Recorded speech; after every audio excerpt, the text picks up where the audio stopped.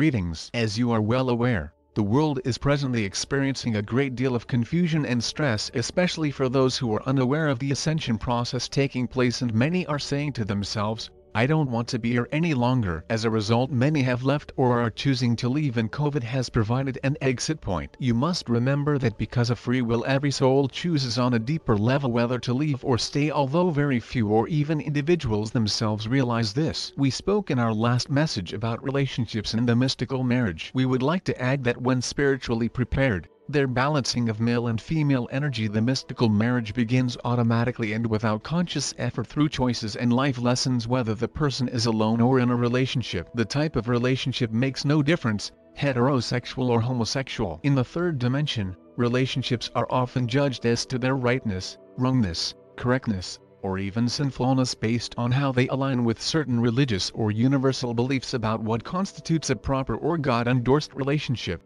There is no such thing as a sinful or wrong relationship if love and respect for both is present. The two major stumbling blocks in every person's journey out of a three-dimensional state of consciousness are relationships, which we have already discussed, and abundance. Mankind has suffered under the burden of lack and limitation for a very long time, not realizing that they themselves were continuing to maintain and sustain it through their belief in it. The belief in lack is firmly established in universal collective consciousness and pervades every aspect of life on Earth. You have all experienced forms of lack and limitation, especially in earlier lifetimes when extreme lack was accepted as normal. The energy of these experiences has been stored in cellular memory and carried into the consecutive lifetimes of almost everyone, making lack the dominant belief system on Earth. Abundance is every person's natural birthright, but because most remain ignorant of their true self, the world as a whole continues to believe that it must struggle, work hard, steal, beg, and suffer even for the most basic of what may be needed. Lack and limitation on all levels, physical, emotional, mental, and spiritual, is simply the material manifestation of the belief in duality.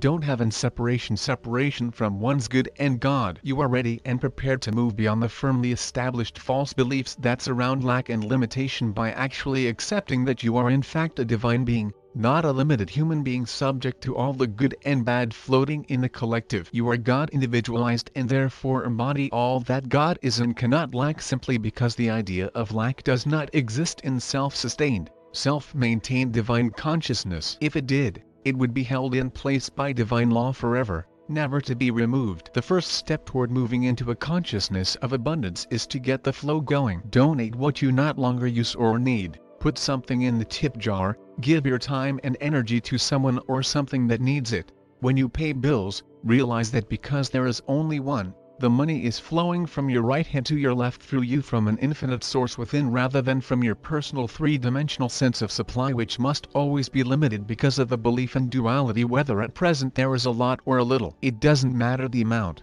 Start with 1 penny if that is what you have. What matters is the consciousness with which the giving of anything flows. I have because I am. As God beings, your resources are unlimited. Observe the infinity of the blades of grass, trees, etc., always multiplying. Multiplication is divine law. Consciously acknowledge and begin to express money, goods, time, love, service, creativity, etc. in awareness of your divine completeness. As we have said many times, consciousness is the substance of form, and if you continually make I don't have your state of consciousness, then mind, which is the interpreter of consciousness, will see to it that you manifest exactly that. Many say they have tried these practices and they don't work. Everything just remains the same.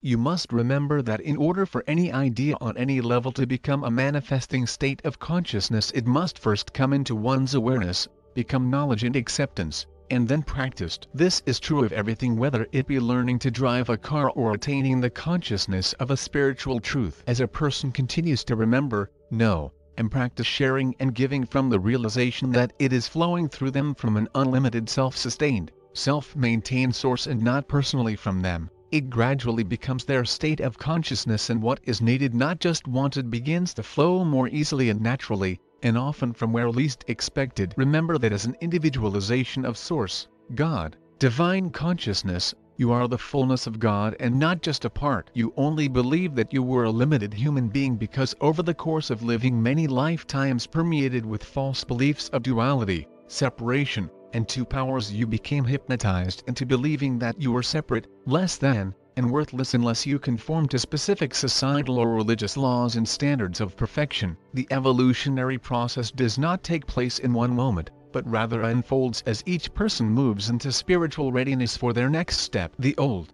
dense, and obsolete energies that have held you prisoner for so long are now clearing personally and globally and being replaced with higher dimensional frequencies of light that will allow you to more easily experience reality. As you rest in and trust the truth about yourself and others, fear will begin to drop away, life experiences will seem easier, and you will discover that you have become a teacher, way shower and light for those still struggling and seeking. Many of you are already there. Yea, we are the Arcturian group.